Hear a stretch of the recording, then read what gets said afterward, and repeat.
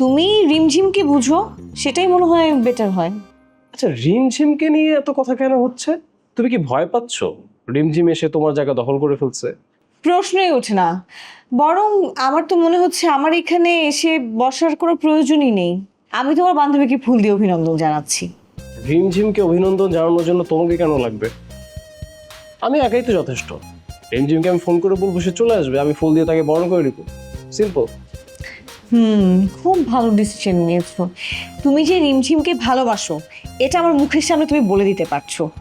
এটার জন্য আসলে তোমাকে থ্যাঙ্কসই দিতে হয়। অন্য সময়ের মতো লুকিয়ে লুকিয়ে তুমি এই মেয়েদের সাথে প্রেম করছো না, এই জন্য তো অন্তত তোমাকে সাধুবাদ দিতেই হয়। আমাকে তো এখন তোমার প্রয়োজন নেই। ঠিক আছে, আমি আসছি। আমি আসছি মানে? তুমি এই অফিসে আবারও জয়েন করেছো।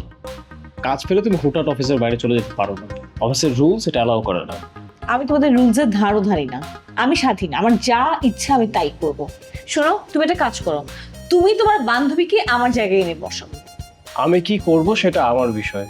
তাছাড়া আমার বান্ধবী একজন ডক্টর, ও আমাদের অফিসে কাজ করতে আসবে না।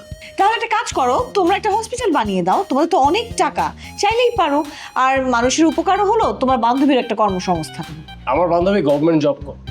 তুমি রিমঝিমের পেছনে লাগছো কেন? হ্যাঁ, তোমার মনে তো ছোট কেন? সামান্য একটা বিষয় নিয়ে তুমি আমার সাথে তর্ক করছো। আমার মন ছোট আর তোমার মন অনেক বড়? তাহলে এই ছোট মনের মেয়ের সাথে কথা বলছো কেন? খবরদার, তুমি আর আমার ধারে কাছেও আসবে না, আমাকে ডাকবে না, আর ডাকলেও আমি আসবো না।